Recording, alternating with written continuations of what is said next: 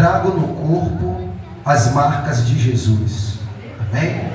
Os irmãos, fiquem à vontade para ou fechar ou deixar aberto. Louvado seja Deus. Evangelho é muito simples, irmão. Eu particularmente tenho medo quando eu vejo um servo com muita frescura diante de Deus. Porque o maior exemplo nós estivemos aqui na terra, que foi o de Jesus.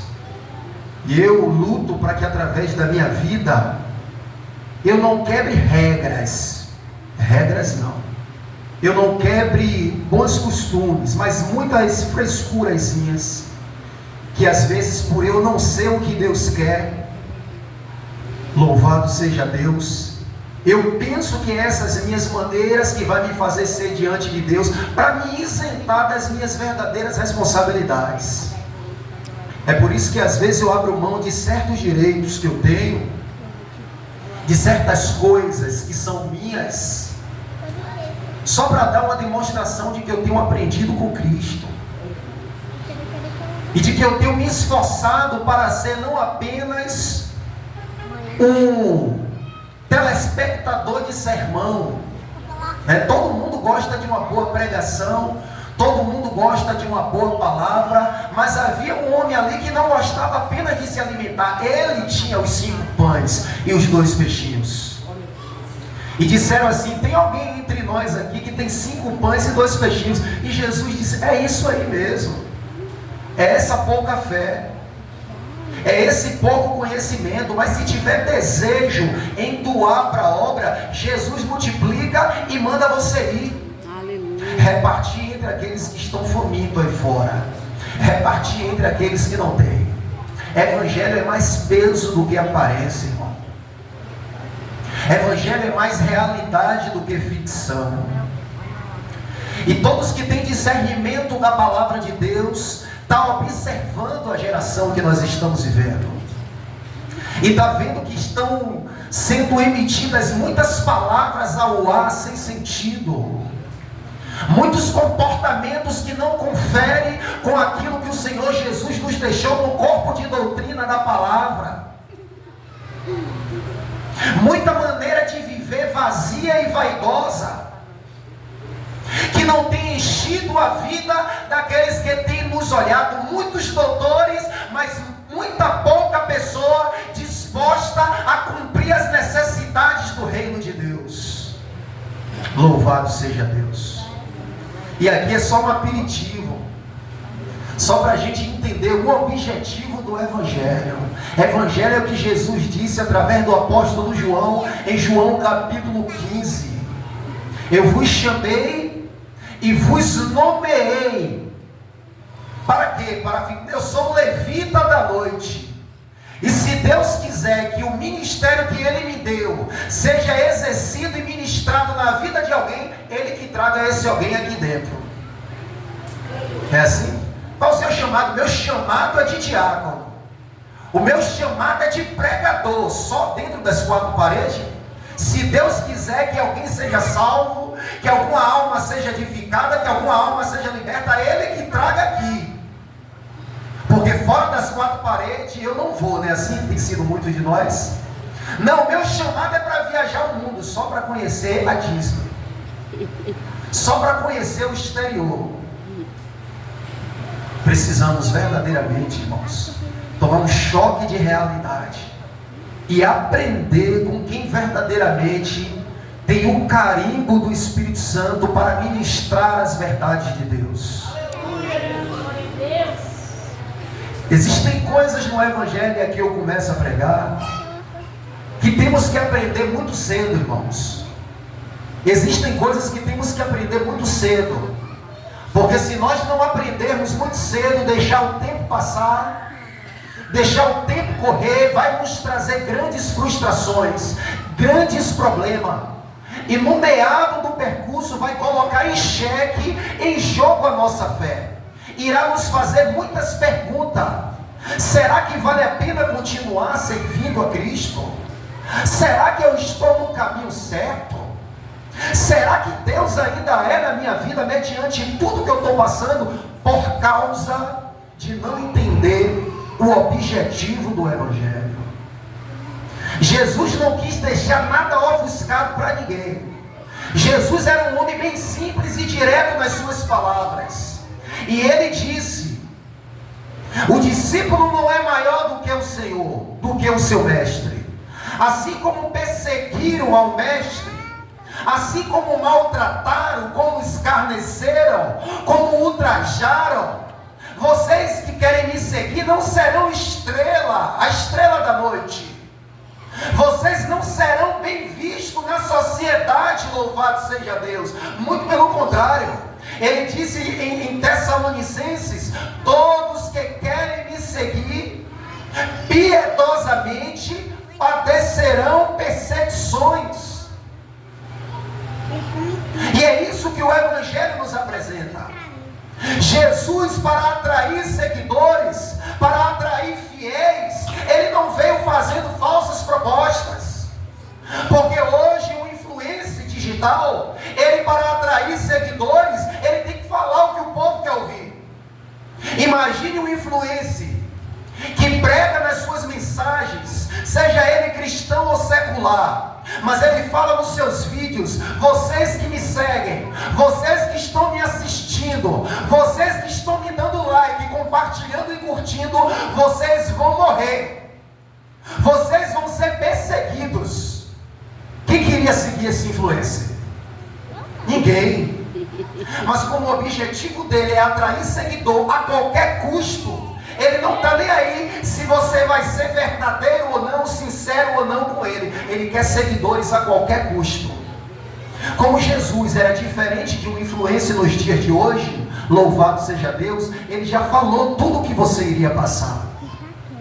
Ele disse: olha, é por tribulações e aflições que nos importa adentrar no reino de Deus. E ele trouxe total, clara evidência. Para quê? Para que aqueles que quisessem seguir ele, iria entender que estava seguindo, porque entendeu que ele era a única verdade. Aleluia. E quando ele começa a aprofundar os seus discursos, aquelas pessoas que ainda não tinham entendido o porquê estava seguindo, talvez só por causa dos pães e dos peixes, abandonaram Jesus. E se você não tiver uma profunda experiência com Deus, se eu não tiver uma profunda experiência com Deus para nos dar consistência à nossa caminhada, fica difícil, irmão. Porque os últimos dias são dias de dores, irmãos. Os últimos dias são dias trabalhosos, aonde nós não temos visto ainda quase nada do que Paulo escreveu em Timóteo no capítulo 3 ou 4, que os homens seriam egoístas, amantes de si mesmo, jactanciosos. E você acha que nesse cenário obscuro, esse cenário de idade média, idade das trevas, nós temos que nos comportar de que maneira? Precisa ser o nosso expressar no servir a Cristo, como mais um no meio da multidão. As irmãs louvaram e disseram: leva-me para lugar onde as tuas verdades me confrontam. Ou eu ouvi errado? Foi mais ou menos assim, não foi? E o objetivo do Evangelho é esse: não é nos acomodar com as nossas mazelas. Estamos cheios de sentimentos humanos e queremos adequar esses sentimentos às revelações que a palavra de Deus já deixou exposta para os seus seguidores. Não, porque a minha personalidade é forte. E o irmão que entenda, não é personalidade forte. O Evangelho chama isso de obras da carne. Porque aquele que aprendeu com Cristo aprende a ser manso e humilde. Aquele que aprendeu com Cristo aprende a viver o Evangelho. E Deus estava falando ao meu coração quando eu estava orando por esses dias: se essa geração não está conseguindo nem viver o Evangelho, como que vamos estar dispostos a entregar a vida pelo Evangelho? Porque estamos nos cansando com quem anda a pé. Como vamos competir com quem está a cavalo?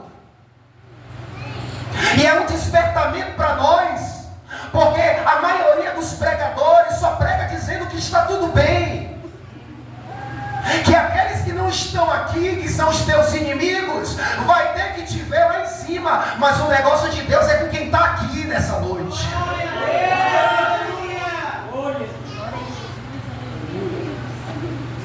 E aí vai Jesus, prega as mensagens do Pai que ele desceu para entregar aos discípulos. E Jesus precisava deixar uma comunidade bem preparada, porque como ele mesmo disse que não era facilidade, muito depois da morte logo depois da morte de Jesus, se levanta grande perseguição aos discípulos. E as autoridades da época viram que a morte de Jesus na cruz não era como a morte dos outros que levantavam-se naquela época com uma ideologia. E Gamaliel disse que naquele tempo se levantou Teudas, e ele morreu, e aqueles que o seguiam se dispersaram. Por quê? Porque Teudas não era a verdade. E depois de Teudas se levantou um certo Judas. E depois que ele morreu com suas ideologias vazias, porque as ideologias humanas, elas caem por terra diante dos valores eternos da palavra de Deus. Aleluia. E quando Judas morreu, Teudas morreu, os seguidores deles se dispersaram, porque não eram verdades que estavam entronizadas dentro deles. Era só ideologia. E eles pensaram que com Jesus seria assim. Ele disse: vamos deixar para ver, porque ele morreu recentemente. Vamos ver no que vai dar a seita dos nazarenos. Mas tinha uma equipe organizada que deixou a palavra entrar. E Jesus disse a Marta: Marta, Marta, Maria escolheu a melhor parte, e ninguém tira isso dela. Aleluia. E quando a palavra de Deus entra como entrou nos discípulos, se levantou em Atos capítulo 2 uma geração de crente que estava dispostos a entregar a vida. Entendeu que o evangelho não era um franchise, não era só quando está tudo bem. Entra na minha casa, entra na minha vida, mexe com a minha estrutura. E quando Jesus mexe com a estrutura, quer abandonar Jesus. Porque o mesmo Jesus que sara a ferida, ele também traz feridas, só para cumprir o propósito que ele determinou na terra. E aqueles homens viram que os discípulos estavam bem convictos do que queria, porque servir Jesus não era um test drive. Eu vou casar com a minha esposa para ver se dá certo. Eu vou ser fiel até onde der, é até a morte, igreja. É até a ponto de você perder os seus confortos aqui na terra.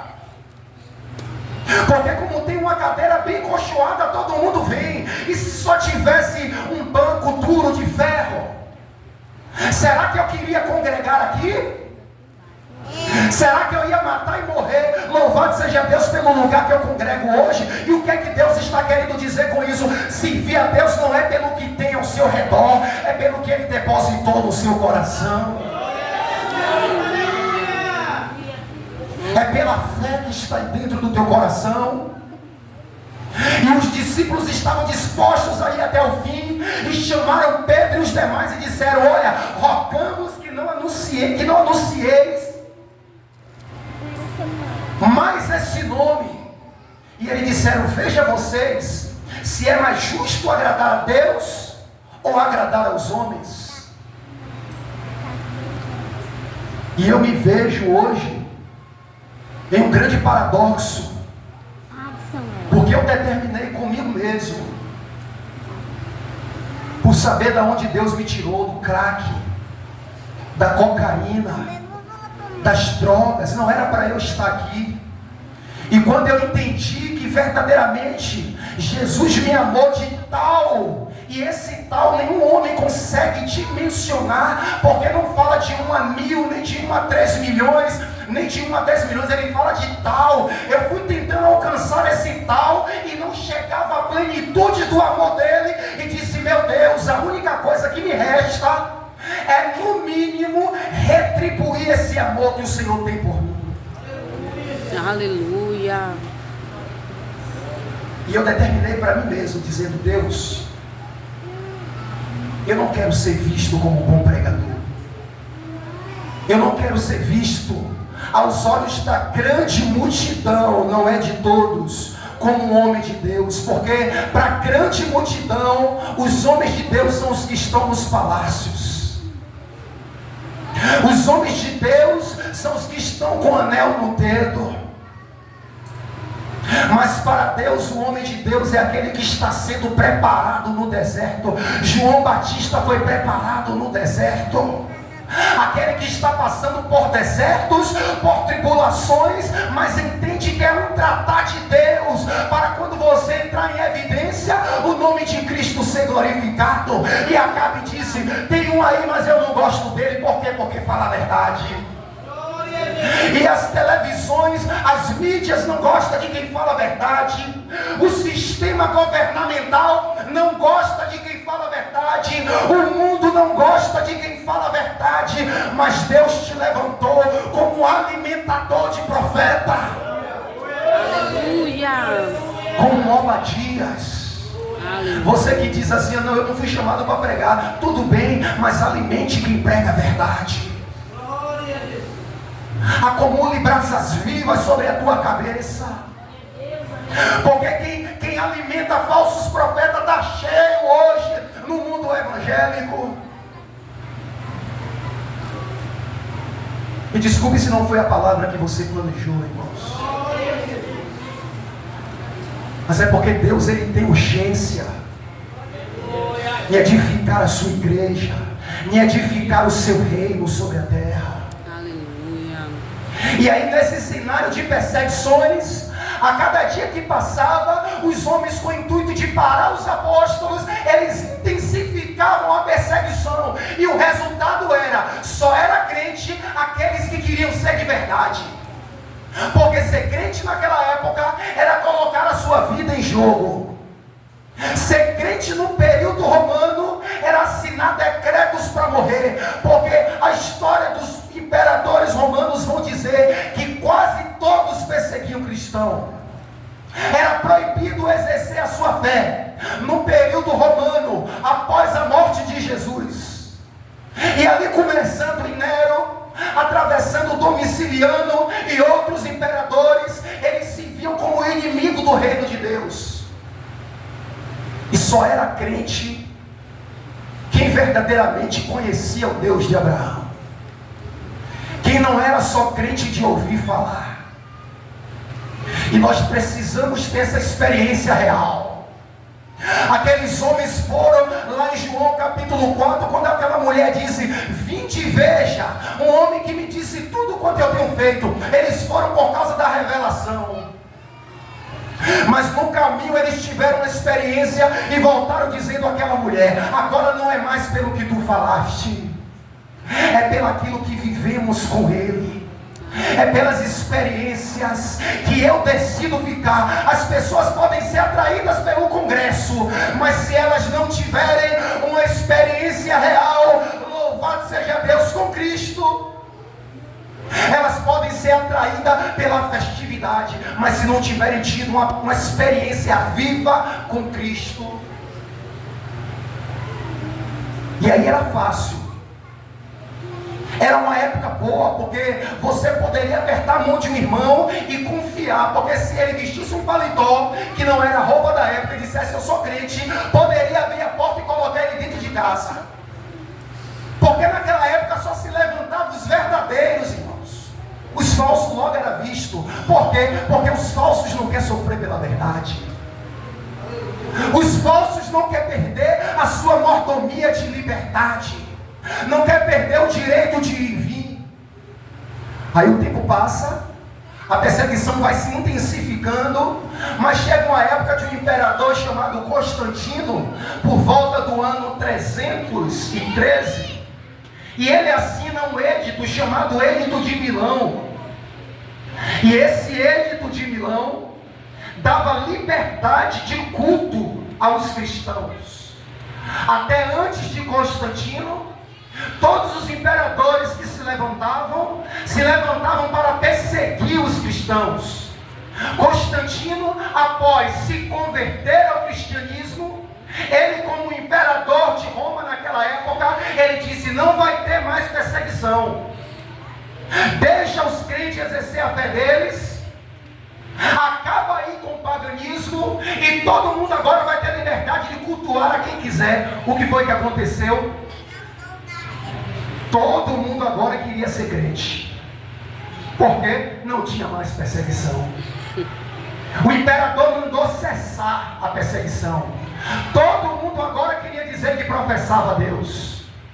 E é nessa facilidade que Paulo escreve aos Gálatas. Louvado seja Deus.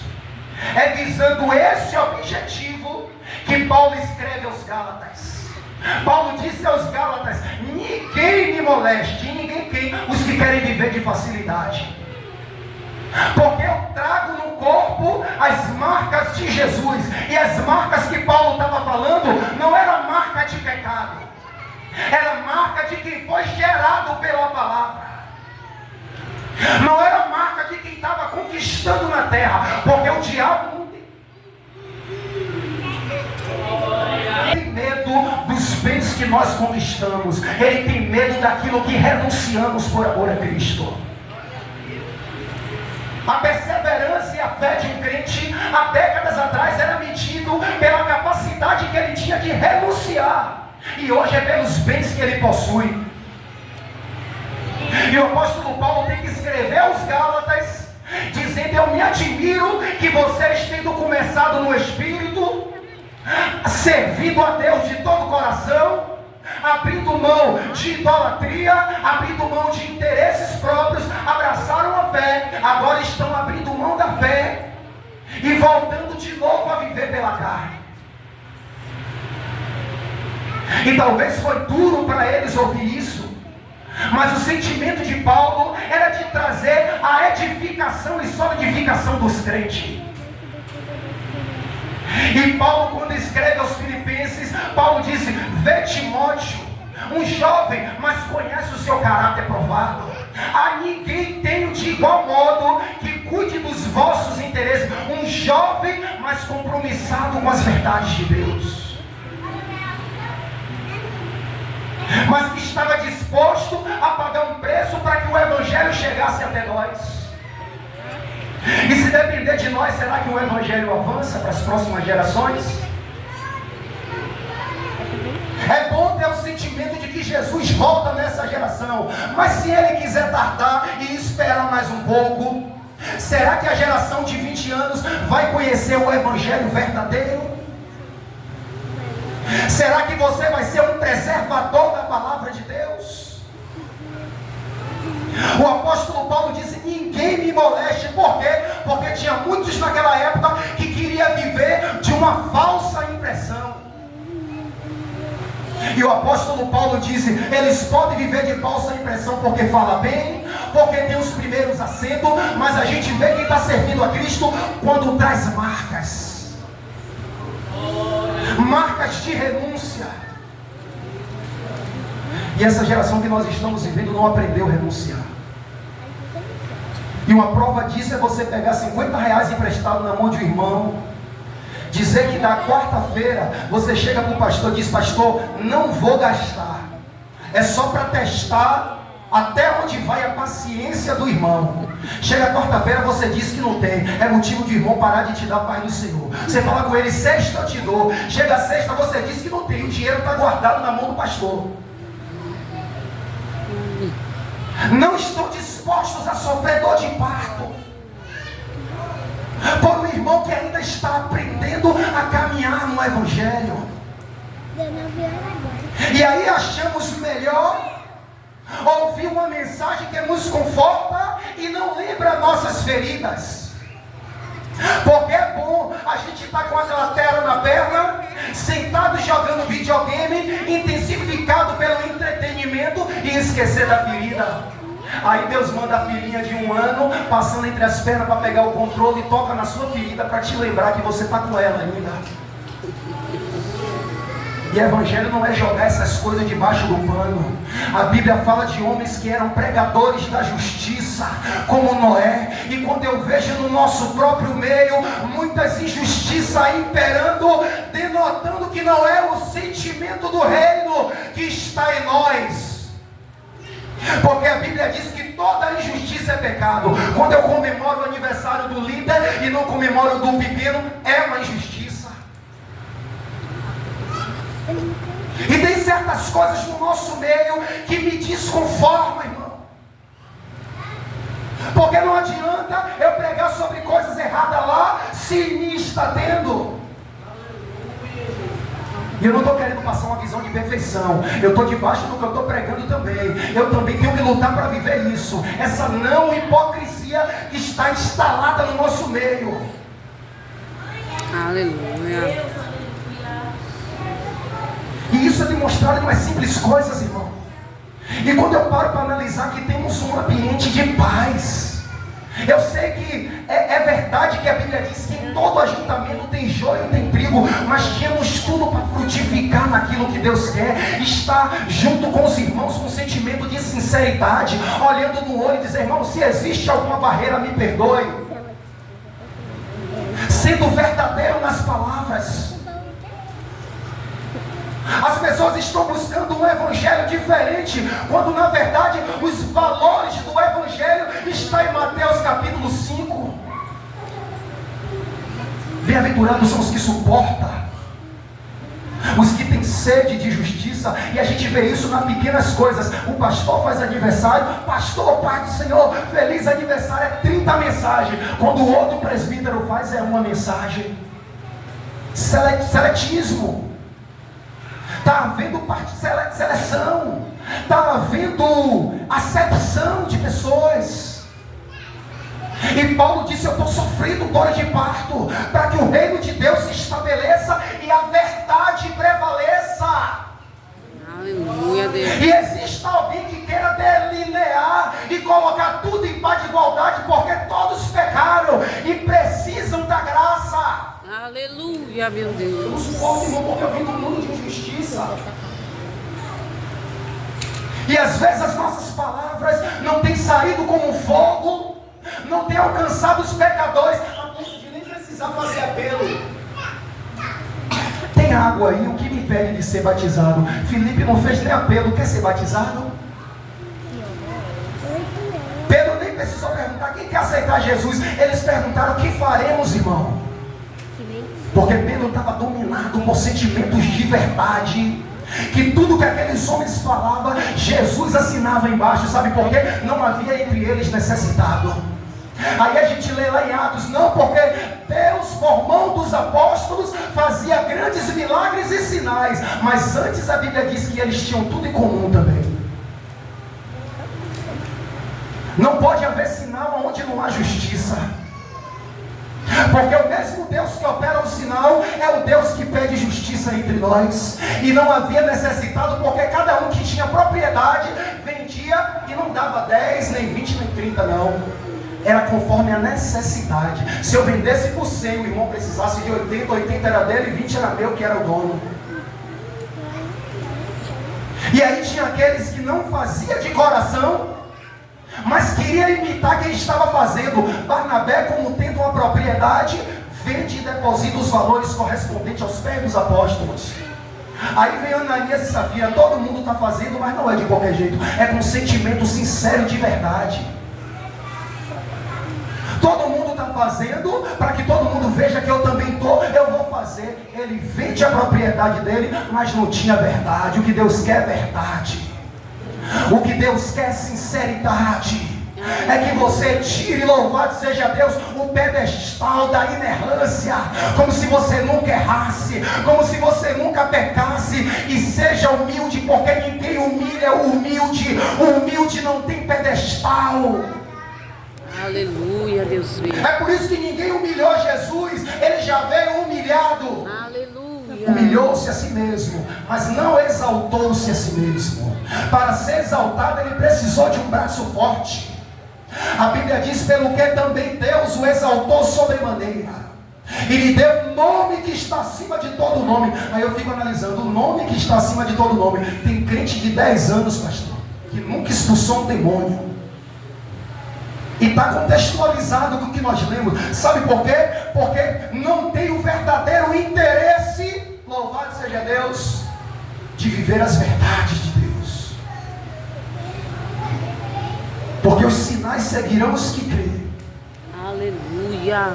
E esses dons, essas bênçãos, essas proeminências, a Bíblia deixa para nós os que cremos, mas estamos tendo pouco tempo para buscar. E quando eu era novo convertido, eu ainda sou novo, 12 anos, ainda me considero novo convertido, mas quando eu era mais novo, para a glória do Senhor Jesus, eu acredito que quem já viveu aqui vai testificar. Louvado seja Deus. Eu saía na rua tendo misericórdia das pessoas e dizia assim: meu Deus, se o Senhor voltar agora. Mas eu estava buscando a Deus com uma intensidade tão grande, irmãos, que eu não vivia para mim, eu vivia para Cristo. Eu orava de 4 a 6 horas por dia, jejuava o tempo todo, morando no interior, desempregado. Eu dizia: Deus, eu quero algo da tua parte. E Deus ainda não me deu tudo, mas Ele depositou algo o suficiente, louvado seja Deus, para eu ter passado por tudo que eu tenho passado e querer estar com Ele sem pôr Ele à prova, sem pôr Ele em dúvida. Será que tu estás comigo? Mais uns minutos eu encerro. Se é para ser, irmão, seja para Deus. Porque quando você é para Deus, aqueles que têm visão de Deus vão perceber o teu esforço. Só não vai perceber o esforço de quem está sendo para Deus, quem não é de Deus. Quem não é de Deus só quer matar quem está sendo para Deus. Não foi assim com Acabe? Eu não gosto dele não. Josafá era de Deus. Josafá disse: não fale assim. A palavra de Deus está com ele. Nem conhecia Micaías, pelo menos o texto não fala ali que ele já conhecia. Manda chamar, porque a palavra de Deus está com ele. Quem é de Deus acredita em você, irmãos. Não precisa você provar para ninguém que você é o super crente, que você está habilitado para isso, porque o Deus da obra te conhece.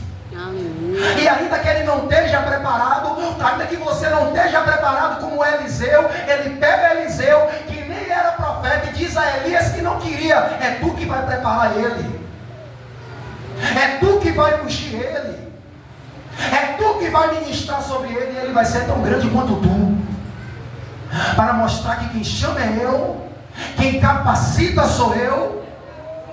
E lá estava Josafá: manda chamar Micaías. Porque o homem que prega a verdade, o homem que fala o que poucos querem ouvir, ele sempre é a última opção. Lembra de Daniel?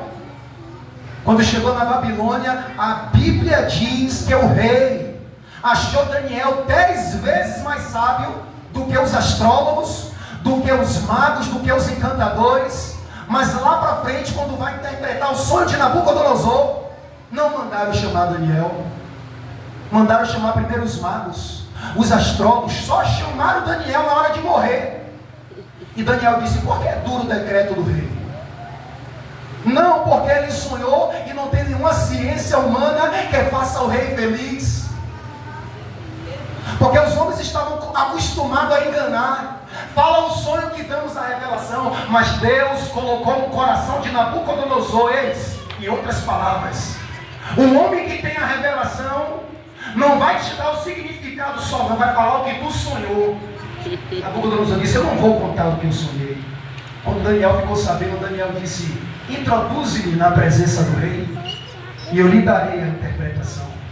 Aleluia. Mesmo sendo a última opção, ele foi com humildade, porque ele entendia como José: não foi vós, meus irmãos, foi Deus que me colocou aqui para preservar a vida de vocês.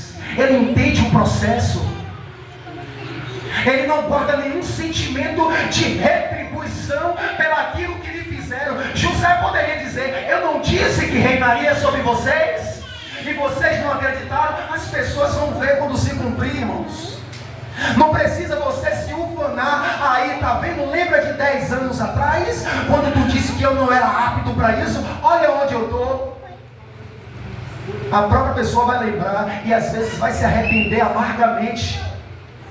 Porque quem mexe com ungido não está mexendo com ungido. Saulo, Saulo, porque persegue a minha igreja? Foi assim? Saulo, Saulo, porque persegue a minha igreja? Foi assim? Saulo, Saulo, porque me persegue? Paulo estava dando um murro em Jesus, foi? Paulo pegou um badogue e pá, na testa de Jesus, foi assim? Não, ele estava perseguindo aqueles que verdadeiramente eram de Cristo. E aqueles que são de Cristo têm um dono. E Josafá disse: eu sei disso, eu sou um crente que leio Bíblia. Josafá disse: eu conheço a lei de Moisés. Aqui, Deus, ó, olha o que Senaqueribe fez. E quando ele estava me afrontando, tudo bem, mas ele está afrontando o Deus de Israel. Deus envia o profeta e diz: ó, diga a ele, esta peleja não é dele. O problema é que nós não estamos querendo levar marcas por causa de Cristo. Aí qualquer afronta, estamos revidando com afronta. A Bíblia diz que ele, quando ultrajado, não revidava com traje, mas se entregava ao fiel Criador. É difícil, irmãos. O que eu estou falando é difícil, porque até eu sou tentado a revidar com as mesmas ofensas. Até eu já revidei com as mesmas ofensas. Mas aí depois o Espírito Santo fala e eu não me endureço. Eu chego para minha esposa e falo: filha, eu estava andando na paralela, o cara me fechou. Eu fui e fechei ele também, filha. Depois eu me arrependi. Como eu já contei a ela vários exemplos desses. Eu estava no trabalho, uma colega me disse um desaforo. Não era para dizer, porque não é o meu natural, mas no momento eu não me controlei, disse também. E aí Deus me dá graça, porque não adianta aparências, não adianta cara de extraterrestre, porque Deus conhece a nossa estrutura e sabe que somos pó. Confesse para alguém que pode te ajudar. Não leve essa barra sozinho. E eu peguei uma senha novo no Evangelho, e a senha foi: eu novo no Evangelho, Deus ministrou meu coração. Quer vencer qualquer tipo de pecado? Não leve ele sozinho dentro de você. Conte para alguém. Confesse para alguém. Porque quando você confessa, é um socorro que você está pedindo ao mundo espiritual e dizendo: eu não consigo levar essa barra sozinho. É uma misericórdia que você está pedindo para alguém, e de preferência alguém espiritual. Aí toda demanda facilita. Sabe por quê? Porque a Bíblia diz que ferro amola ferro. É melhor serem dois do que um, porque se cair um, o outro levanta. E esses são os valores do Evangelho. O valor aonde sempre eu vejo o outro superior a mim, aonde eu sempre dou prioridade ao outro. Imagine, tem 40 pessoas aqui: pastor, a prioridade é do Senhor. O pastor fala: a prioridade é sua. A outra fala: a prioridade é sua. Todos acabam tendo o privilégio, o corpo de Cristo ganha. Mas se eu entro em demanda, o direito é meu. Aqui já se acabou, louvado seja Deus, todo o projeto de edificação do reino, porque houve divisão. É por isso que Jesus não tinha dificuldade: de modo nenhum tu lavará meu pé. Jesus disse: se eu não lavar, tu não tem parte comigo. Porque eu preciso dar essa lição de humildade. Eu preciso dizer para vocês que aqueles que querem ser grande tem que ter atitudes simples, que diante dos homens é desprezíveis, mas que Deus está anotando. Aí vem uma mulher, chega, bota um bálsamo nele, exala o perfume e alguém censura. Jesus disse: aonde for pregado o meu evangelho, todo mundo será contada essa atitude simples, porque o que é grande para os homens é abominação para Deus. Mas o que os homens não dão valor é o sentimento de um pequenino que está no teu coração, e o sentimento sincero, que às vezes você até erra, mas erra tentando acertar. Deus fala: eu estou vendo. Aí sempre tem aqueles, com um sentimento igual ao de Judas. Não poderia se vender isso e dar aos pobres, mas a Bíblia revela o que estava no coração dele. Ele não tinha cuidado nenhum com o pobre. O problema é que ele poderia dar tudo o que ele tivesse, ele não daria de coração. Deus não iria receber. Mas ele viu alguém que estava se entregando, ele viu alguém que estava se desprendendo e censurou. E aqui eu encerro com as palavras que o apóstolo Paulo disse aos Efésios: mas não foste assim que aprendeste a Cristo, irmão. Não dificulte o Evangelho. O Evangelho não tem anestesia, é a dor que a gente tem que sentir. Evangelho realmente é renúncia. Evangelho não é uma feijoada. A gente não come por causa do feijão, a gente só come por causa das carnes, não é assim? Ninguém come a feijoada. Ah, o feijão está gostoso por causa do feijão. É o acompanhamento. A gente não come por causa do feijão, é as carnes. Porque se tivesse sem as carnes, ninguém queria comer. Evangelho não é uma feijoada, é um feijão de água e sal. Come quem verdadeiramente reconheceu que Ele é a verdade e a vida.